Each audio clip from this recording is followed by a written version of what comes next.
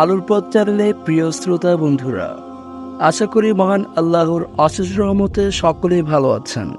আজকে আমরা জানব কবরের আযাব থেকে মুক্তি দেবে যে আমল।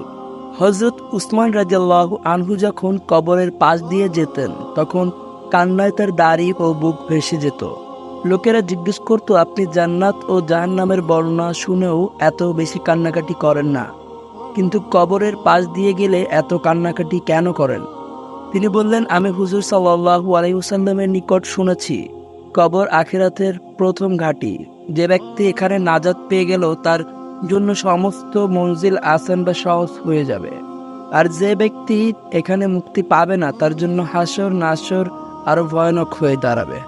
তবে রাসূল সাল্লাল্লাহু আলাইহি ওয়াসাল্লাম বলেছেন, প্রতিদিন এশার নামাজের পর রাতে ঘুমানোর আগে যে ব্যক্তি সূরা তাবারাকাল্লাযী অর্থাৎ সূরা মুলক তিলাওয়াত করবে তার মৃত্যুর পর কবর আযাব মাফ করে দেওয়া হবে।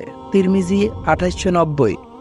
হযরত আবু হুরায়রা রাদিয়াল্লাহু আনহু থেকে বর্ণিত আছে যে রাসূলুল্লাহ সাল্লাল্লাহু আলাইহি ওয়াসাল্লাম বলেছেন, কুরআন শরীফে 30 আয়াত বিশিষ্ট একটি সূরা আছে যা তার তিলাওয়াতকারীকে ক্ষমা করে না দেওয়া পর্যন্ত তার জন্য সুপারিশ করতেই থাকে।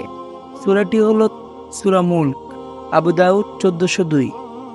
অন্য এক হাদিসে আছে, রাসূল সাল্লাল্লাহু আলাইহি ওয়াসাল্লাম কোনো রাতে সূরা মুলক না পড়ে ঘুমাতেন না। তিরমিজি 2892।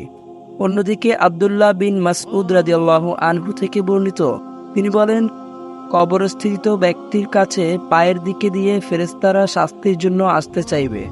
তখন তার পদদ্বয় বলবে, আমার দিক দিয়ে আসার রাস্তা নেই, কেননা সে সূরা মুলক পাঠ করত। তখন তার সিনা অথবা পেটের দিক দিয়ে আসতে চাইবে। তখন সিনা অথবা পেট বলবে, আমার দিক দিয়ে আসার কোনো রাস্তা তোমাদের নেই, কেননা সে আমার মধ্যে সূরা মুলক ভালোভাবে ধারণ করে রেখেছিল। অতঃপর তার মাথার দিক দিয়ে আসার চেষ্টা করবে। মাথা বলবে, এদিক দিয়ে আসার রাস্তা নেই, কেননা সে আমার দ্বারা সূরা মুলক পাঠ করেছিল। সূরা মুলক হচ্ছে বাধাদানকারী, কবরের আযাব থেকে বাধা দেবে। তাওরাতেও সূরা মুলক ছিল।